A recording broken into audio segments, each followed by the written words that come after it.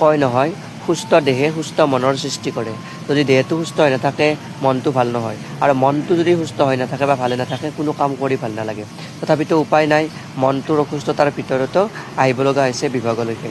এয়া ফ'ৰ্থ ছেমিষ্টাৰৰ পৰীক্ষাৰ কথা যিহেতু, নাকত পানী লাগিছে, একেবাৰে জলজোপো অৱস্থা। পানী নাকত নালাগি ক'ৰবাত বেলেগত লাগিব নেকি? এই নাকৰ পানী মুচি মুচি মাস্ক মাৰি আহি আছোঁ।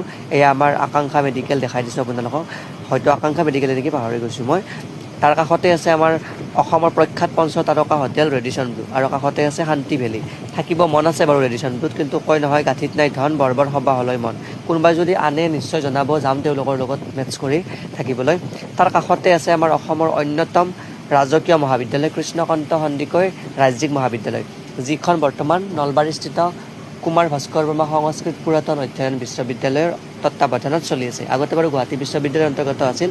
আৰু তাৰ কাষতে দেখাই দি আছোঁ আপোনালোকক অসমৰ উন্নতি, ডেভেলপমেণ্ট। এই ইমান উচ্চ উচ্চ অট্টালিকাবোৰ দেখা পালে মোৰ ডুবাইত থকা যেন অনুভৱ হয়। আপোনালোকে জনাবচোন। কিন্তু বিভাগলৈকে আহিব লাগিব নহয়। এয়া দেখাই দিছোঁ এইখন মহাবিদ্যালয়। মই ভিতৰত সোমাইছোঁ, ধুনীয়া পৰিৱেশ, কাষতে ৰেল ষ্টেচন। তাৰপিছতে আহি পালোঁ মই AEC। এয়া বহুত দিনৰ মূৰত গছত আম ওলমি থকা দেখিছোঁ। এইবাৰ আম দেখাই নাছিলোঁ। কাষতে ফুলডাল পূৰা ফুলি আছে। আৰু এইটো শিৱ মন্দিৰত জাগ্ৰত শিৱ মন্দিৰ বুলি সকলোৱে কয়। আৰু এই শিৱ মন্দিৰটো এদিন ডাঙৰ অজগৰ সাপ এডাল দেখা পাইছিলোঁ। আহি পালোঁ বিভাগত ফ'ৰ্থ ছেমিষ্টাৰৰ শতপথ ব্ৰাহ্মণৰ পঞ্চবাতীয় হোমাদিৰ বিষয়ে আলোচনা কৰিলোঁ। কৰি উঠি নিজৰ কামত লাগি গৈছোঁ। মাজতে কিবা কিবি খাইছোঁ বাৰু। শৰীৰৰ অৱস্থা ভাল নহয়, তাৰমানে মাস্কখন পূৰা আজি এৰাই নাই। তাৰপৰা আজি 3 বজাতে বিভাগৰ পৰা ওলালোঁ।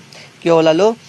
সোনকালে আহিলে তাৰমানে অলপমান ঘৰত ভাবিছোঁ ৰেষ্ট কৰিব পাৰিম। বিভাগৰ পৰা খোজ ল'লোঁ বাছখনলৈকে। এয়া বিশ্ববিদ্যালয়ৰ পৰিৱেশ দেখাই দিছোঁ, কিন্তু বিশ্ববিদ্যালয়ত থাকিলে আহিব মন নাযায় ঘৰলৈকে। কিন্তু আহিলে কি হ'ব, ভাত পানী বিশ্ববিদ্যালয়ত নোখোৱাই নহয়, ঘৰতে খাব লাগিব। এয়া ইউনিভাৰ্চিটিৰ পৰিৱেশ। আহি জাপ মাৰি বিশ্ববিদ্যালয়ৰ বাছখনত উঠি ল'লোঁ।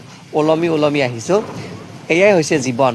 ঘৰলৈকে অহা, বিশ্ববিদ্যালয়লৈকে যোৱা, বিশ্ববিদ্যালয়লৈকে অহা, ঘৰলৈকে যোৱা। যদি ভিডিঅ'টো ভাল লাগিছে লাইক, কমেণ্ট, শ্বেয়াৰ কৰিব।